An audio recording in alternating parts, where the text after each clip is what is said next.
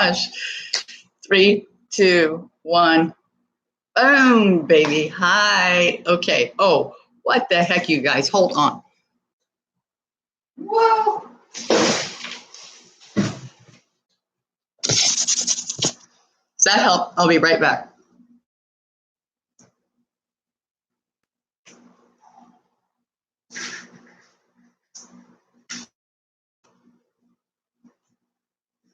Okay. Yes. Oh, that is much better. Sorry, I had to let some light in here. I didn't quite have the right set of blinds. Okay, this is Jane.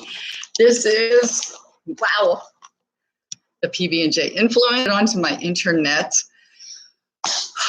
That was a long technical thing, but I just got it fixed. Just came screaming in here in the nick of time. Coming to you live from Dallas, Texas. Not as hot today. Don't know what it is. Still hot, but not as hot. Great. So the sun is shining. That's how that's going to be today. And we do this every morning at 8:18. And with that being said, I'm not doing this tomorrow morning. I'm taking a day off. And I can do that because you're not my boss. I'm my boss, and I'm not going to do this tomorrow morning. But I'll be back on Monday morning. Look, my hair's like crazy all over the place. All right, you guys. So are you ready? Here's what's going to happen. Going to read a question from this book. And if you're here watching live, you're welcome to pop on and make a comment in the comment box. Just say hello or interact in our conversation, because we're going to talk about whatever is in, whatever the question is. And I do not know what it is. I'm going to read it and answer it candidly, live right now, and try to make it a little deeper than what it probably is in the book. And then instead of just thinking about it, we're going to drop into the heart space. Isn't this feel good time? See what, sometimes it's not feel good. I'll be real with you. Sometimes we get pretty serious, brings up stuff, but that's good because we're just going to think about this stuff for 10 or 15 minutes.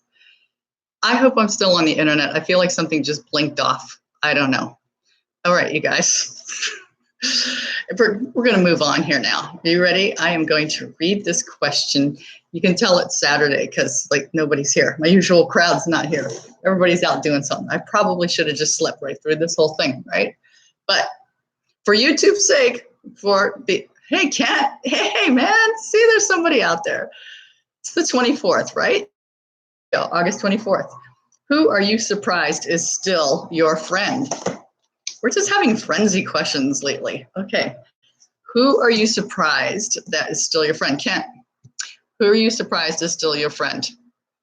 After all these years, and this is what probably we're going to think of somebody that knows everything about us, or that we did something really heinous to, and they've still chosen to be our friend, right? Let's see. Your ex-mother-in-law. Very good one. Yeah. And you know, my ex-mother-in-law, I have 2 ex-mother-in-laws. They're both still my friends.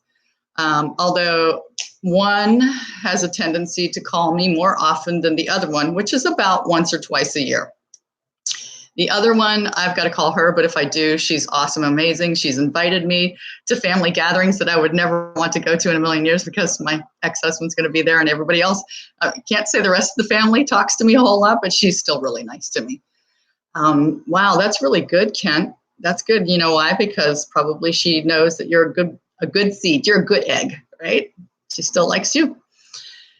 Oh, so let's see. Who am I amazed like that is still my friend? It really should turn around the other way because I'm the person that stays the friend when I shouldn't. And are we really talking about being a friend when you shouldn't be? And when should you be? And when shouldn't you be? And are there boundaries? And what are your boundaries to being somebody's friend? Boundaries. Should you have boundaries? This is a good question. I'm turning it into a different question, right? And I'm thinking about this. Who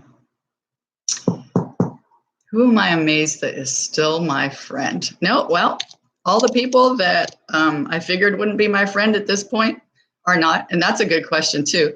Who were you shocked that decided not to be your friend?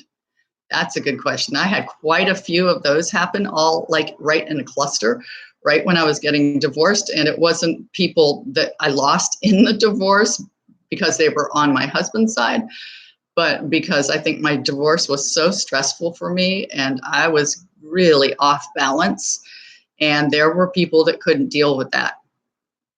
And they were like, I'm out of here. They totally ditched me as friend. Two people in particular who called names. Like I'm doing something wrong here. I'm just trying to get through life. So lost those people, but in the process of shifting my vibration, right? Leaving this drudgery vibration that I was in and kind of ascending into a new space. And those people weren't coming with me. So they just had to exit out. So those people aren't still my friends. And I have another person that years before that, I was very shocked. She decided to unfriend me before we even had Facebook.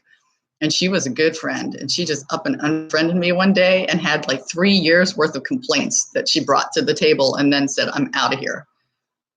That's not fair. That is so not fair. I said, you should have told me about these things a long time ago. We could have talked this through. I could have explained myself, could have apologized, could have maybe not done whatever it was I was doing. Oh, no, but no. She just straight up unfriended me. Best friend, gone forever. Not friends anymore. And then, I don't know, good 10 years later, she just sneaks up on Facebook and is like, hey there, stranger, what's going on? I'm like thinking, I'm not going to talk to you. Are you crazy? After all of this, I know you're just spying on me to find out what's going on in my crazy life. You don't really want to be my friend. So there's no apology or anything in that situation. Who am I amazed that is still my friend? I'm not amazed that my mother-in-laws are still my friends. We were friends to begin with, so that's cool. My ex-husband is still my friend, the one that's alive. That's impressive. We are friends. I think that's pretty good. And I divorced him. So you know what? There you go. There's that answer. Who else is here? Oh, Kent. Was your friend from back home? Oh, no, that one that ditched me? No, she was not from back home. She was a new friend in California. And typical fly-by-night Californian person. Can't trust those people. California, people are a little crazy. Let's see. I know there's got to be somebody that I'm really like blown away with that this person is still my friend. There are people that are still my friends, or people that I know and I have known because of our situation, like maybe because I, was boarding my horse at a certain place. And so they were too, and so our paths would cross, right? Because of that. And so we were acquaintances, friends because of that, still are my friends, but not really my friends, but still always treat me like a friend. Did that make any sense? No, because I don't want to expose that whole thing. So I'm not going to talk about that right now. But see, in that case, those people aren't really friends. Those people they're trouble. How many from the high school band? Is that what you want to know? How many from the band? Kent and I were in high school band together. Kent played the saxophone. Yeah. I played trombone. I was also the field commander 1 year, directed the whole band during marching band. Do you remember that? Oh my gosh. And so how many friends do I have from high school band? Well, Tanya Kemp, remember her? She played clarinet, I think. I don't remember what she played. She also was a rifle. Do you remember that? Yeah. And I'm friends with you. And I'm friends with Bob Zabo. Do you remember Bob and Bill? Right? Bob was our field commander. I had a couple of years ahead of us.